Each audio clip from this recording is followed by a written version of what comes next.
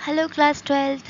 आज हम लोग पढ़ने वाले हैं वन वर्ड सब्स्टिट्यूशन, जो आपके इंग्लिश के ग्रामर वाले पोर्शन में 2 मार्क्स के आते हैं और ये हर बार आते हैं, बहुत इम्पॉर्टेंट है। तो ये जो मैंने दिए हैं वो आपके प्रीवियस ईयर में 2 से 3 बार हर एक पूछा जा चुका है, तो ये बहुत इम्पॉर्टेंट है एग्ज़ाम के पॉइंट ऑफ व्यू से, और यही पूछे जाते हैं। बस कभी कभी इनकी लैंग्वेज थोड़ी सी चेंज कर दी जाती है, लेकिन मतलब वही रहता है। तो हम देखते हैं, ये काफ़ी इम्पोर्टेंट है। तो वन वर्ड सब्स्टिट्यूशन का मतलब होता है अनेक शब्दों के लिए एक शब्द। ये आपके हिंदी के ग्रामर वाले व्याकरण वाले पार्ट में भी आते हैं, तो आप इसकी हिंदी सुनेंगे तो आपको दोनों जगह काम आ जाएगी। ठीक है, चलो फर्स्ट है a man who remains unmarried. मतलब ऐसा कोई आदमी जिसकी अभी तक शादी नहीं हुई हो, ठीक है, तो उसे हम बोलते हैं बैचलर, मतलब कुंवारा। लेकिन अगर हम बात कर दें अ वुमन की, मतलब किसी औरत की बात कर दें हम, सॉरी, अगर हम बात करें वुमन की, a woman who remains unmarried, तब हम उसको क्या बोलेंगे? अगर कोई औरत है जिसकी अभी तक शादी नहीं हुई तो हम उसको बोलेंगे स्पिंस्टर, SPINSTER, स्पिंस्टर। ठीक है, तो a man who remains unmarried called bachelor, लेकिन अ वुमन और a girl who remains unmarried, तब हम बोलेंगे उसको स्पिंस्टर। ओके, तो आप याद रखना स्पिंस्टर, SPINSTER। नेक्स्ट है story of a person written by himself. मतलब कोई स्टोरी जो किसी इंसान ने खुद ही लिख दी हो, अपनी स्टोरी उसने खुद ही लिख दी है, तब हम उसको बोलेंगे ऑटोबायोग्राफी। क्या बोलेंगे हम उसको?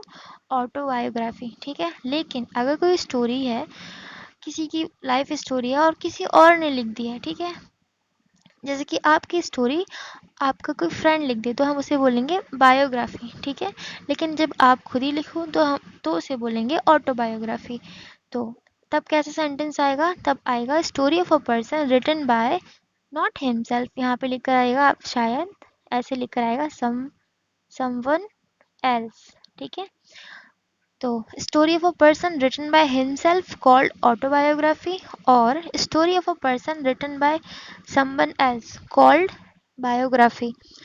एंड नेक्स्ट है a man whose wife is dead.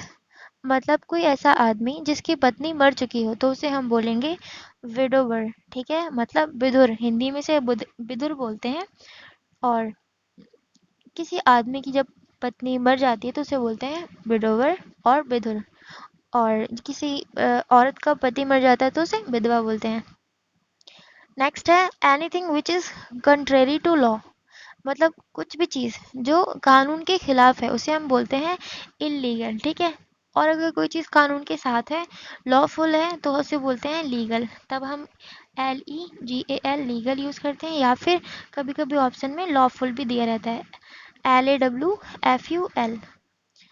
और नेक्स्ट है that which is fit to be eaten. कुछ चीज़ जो खाने के योग्य है, खाने के काबिल है, तो हम उसे बोलते हैं एडिबल। तो हम उसे एडिबल बोलते हैं और हिंदी में इसे बोल देते हैं खाद्य। एंड नेक्स्ट है अ लिस्ट ऑफ बुक्स। मतलब किताबों की सूची, तो उसे बोलते हैं कैटलॉग। कैटलॉग अपने नाम भी सुना होगा पहले, और हिंदी में इसे सूची पत्र बोलते हैं, इंग्लिश में बोलते हैं कैटलॉग। इसकी स्पेलिंग थोड़ी सी अलग है, तो देख लेना। और नेक्स्ट है वन हु स्पीक्स 2 लैंग्वेजेस।